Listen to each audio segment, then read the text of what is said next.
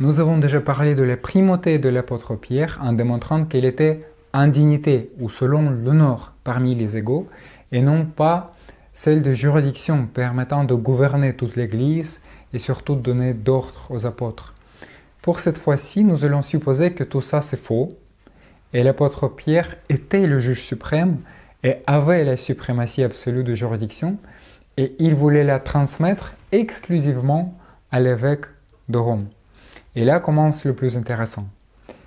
D'abord, ramassons les miettes par miettes tout ce que nous connaissons sur la naissance de l'Église de Rome.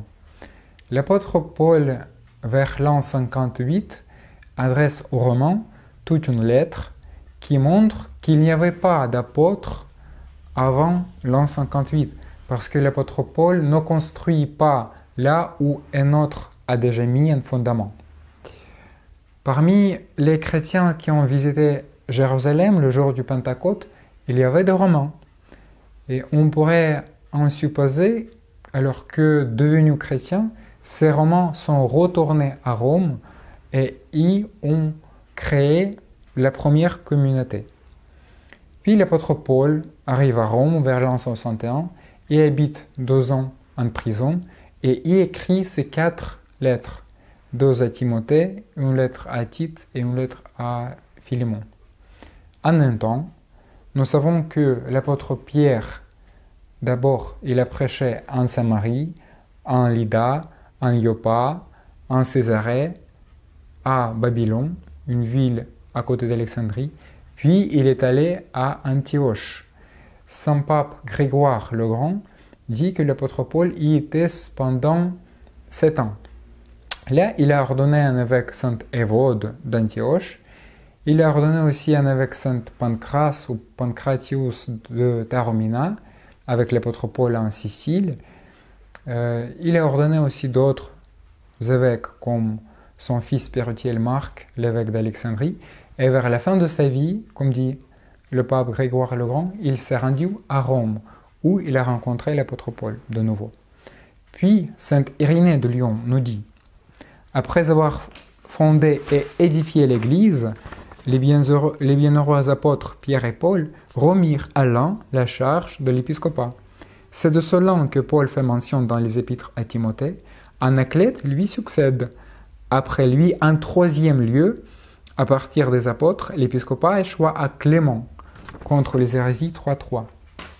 C'est-à-dire, selon saint Irénée, le 3e évêque de Rome était Clément, donc le 2e Anaclète, et le 1er l'un, et non pas l'apôtre Pierre ou l'apôtre Paul.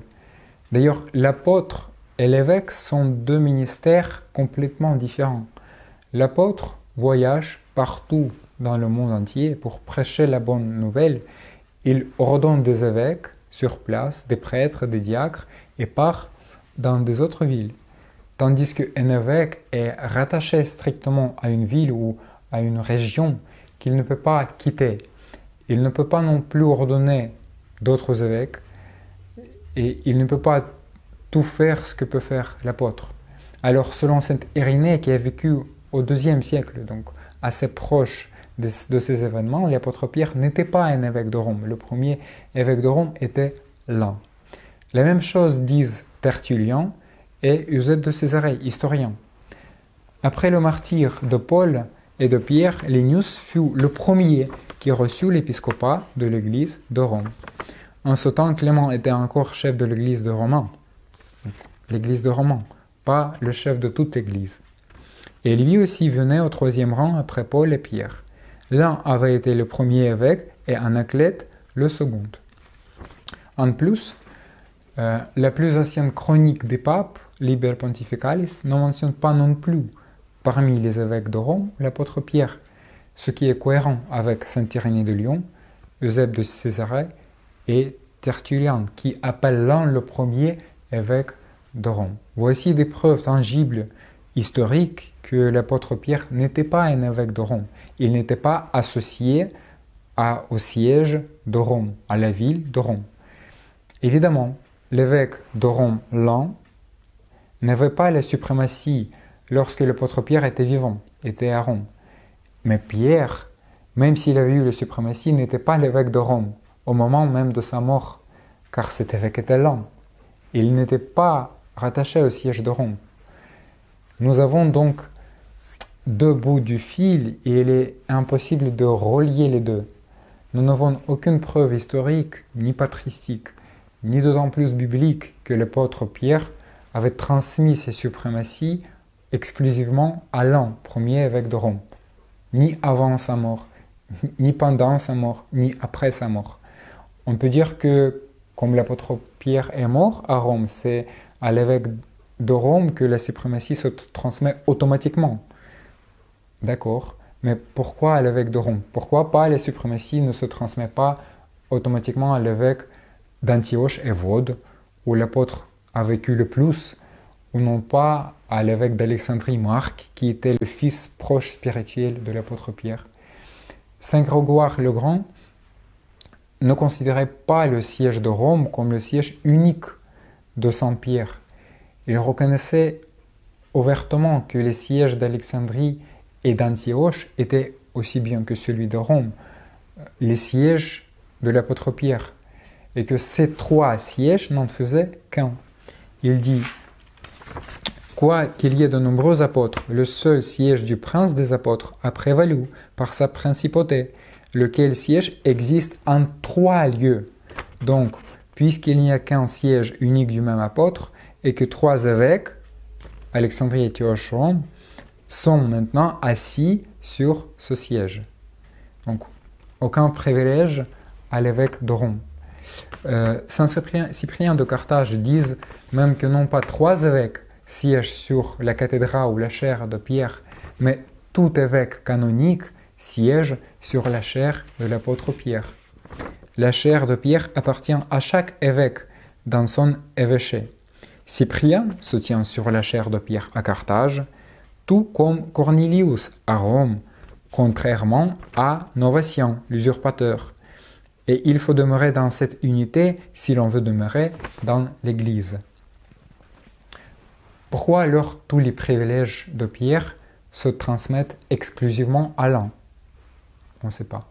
L'apôtre Pierre couvrait des nations par sa prédication.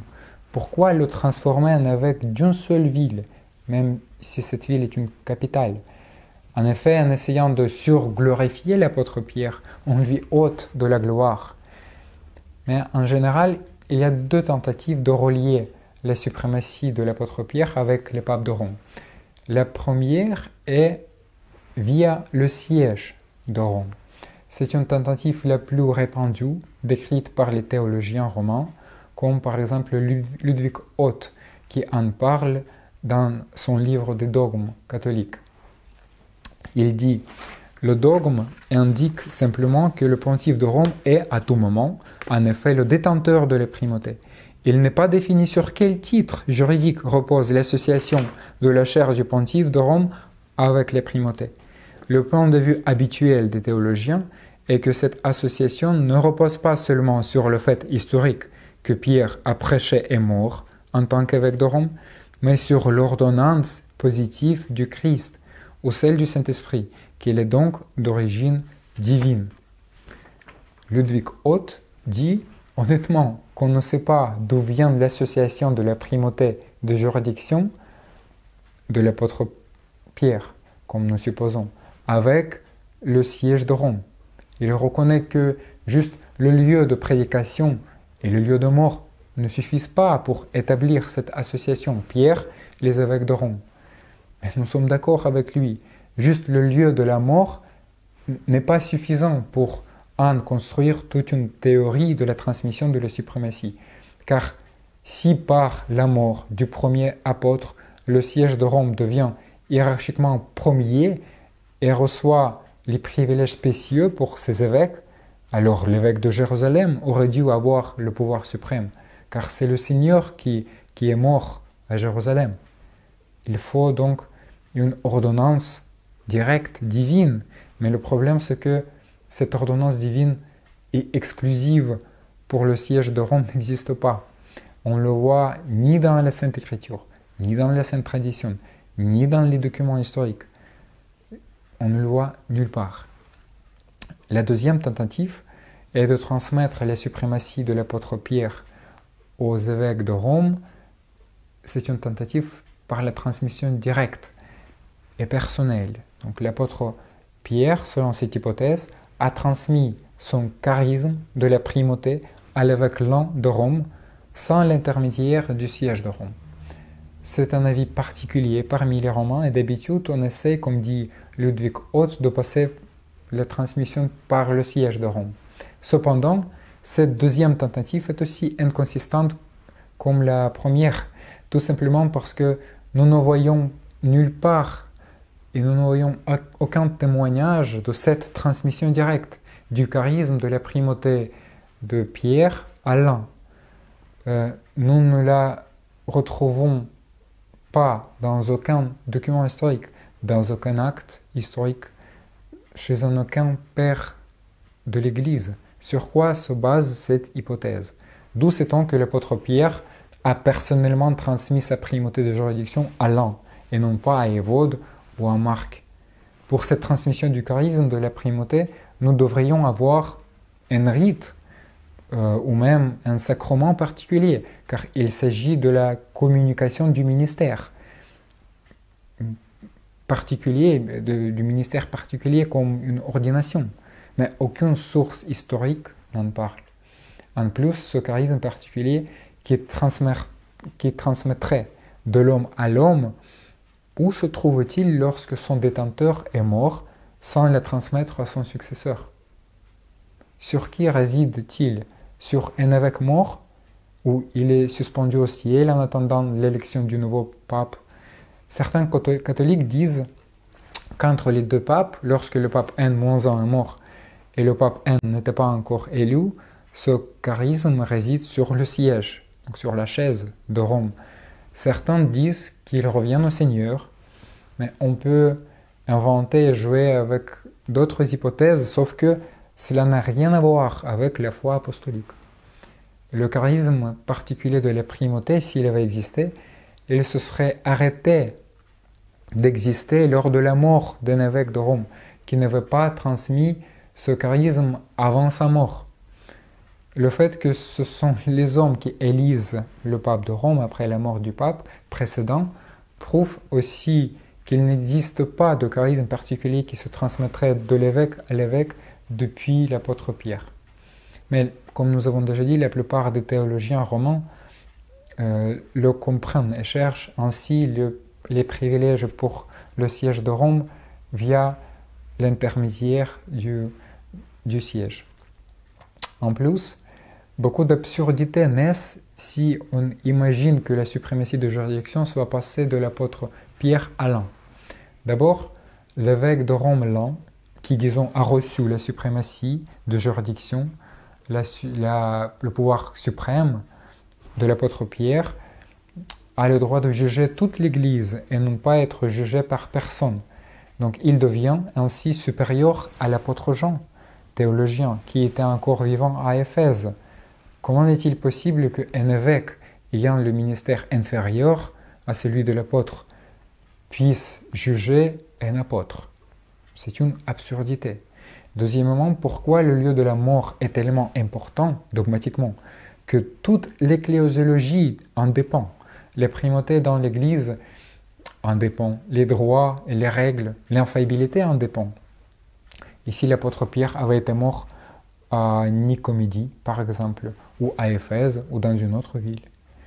Troisièmement, la primauté de juridiction a été transmise de Pierre à Lan selon le lieu de la mort de Pierre. Mais Lan, ayant reçu ses droits de Pierre, les a transmis puis à Anaclète, le deuxième, Anaclète à Clément, le troisième. Mais Clément, il était mort en Crimée, pas à Rome. Pourquoi il ne transmet pas cette primautie, comme l'apôtre Pierre, selon le lieu de sa mort, donc à l'évêque de Crimée? Pourquoi cette primauté revient selon le lieu de son séjour obligatoire à Rome? Cela veut dire qu'il y a quelque chose qui n'était pas transmis depuis l'apôtre Pierre à Clément, s'il a perdu cette capacité à transmettre la primauté selon le lieu de sa mort. Puis, quatrièmement, l'apôtre Pierre s'est-il rendu compte qu'au moment de sa mort, sa primauté sera transmise à Lan? Si oui, pourquoi il ne l'a pas transmise avant sa mort, en présence de tout le monde, pour que toute la communauté le voie et l'accepte. Pourquoi dans sa seconde lettre qu'il a écrite juste avant sa mort, il n'a pas mentionné cette transmission très importante de sa primauté vers l'évêque Laon. Puis, selon le pape Grégoire le Grand, l'apôtre Pierre, comme nous avons déjà dit, a vécu 7 ans à Antioche. Et ce n'était qu'à la fin de sa vie qu'il s'est rendu à Rome pour y mourir. Pourquoi sa primauté est transmise selon le lieu de sa mort et non pas selon le lieu de sa vie? D'ailleurs, au 5e siècle, il y avait un mouvement à Antioche, dirigé par Agapite, évêque de Beit Lefat, qui prétendait d'avoir la primauté du siège d'Antioche sur toute l'Église. Et qu'en pensez-vous pourquoi? Oui, parce que Antioche, c'est le premier siège de l'apôtre Pierre, où il a vécu 7 ans. Toutes ces questions restent ouvertes et pour l'instant, nous n'avons pas de réponse consistante à ces questions. Donc faisons la conclusion. L'apôtre Pierre n'avait pas la suprématie de juridiction.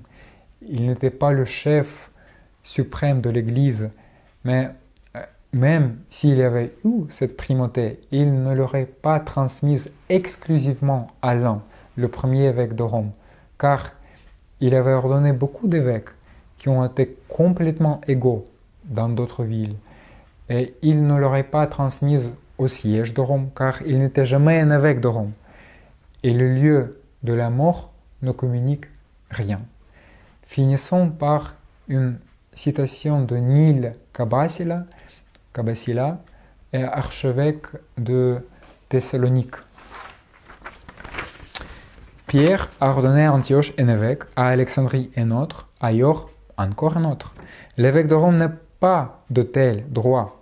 Pierre a ordonné l'évêque de Rome, mais l'évêque de Rome ne peut pas faire de quelqu'un d'autre un évêque.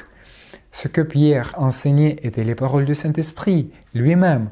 Est-ce que cela s'applique au pape? Non. On ne peut pas dire que le pape était héritier de Pierre en tout. Il était son héritier dans les mêmes choses que tous ceux qui étaient ordonnés par l'apôtre étaient héritiers, c'est-à-dire dans le pouvoir de lier et de délier, de baptiser et d'enseigner, de retourner les errants sur le droit chemin.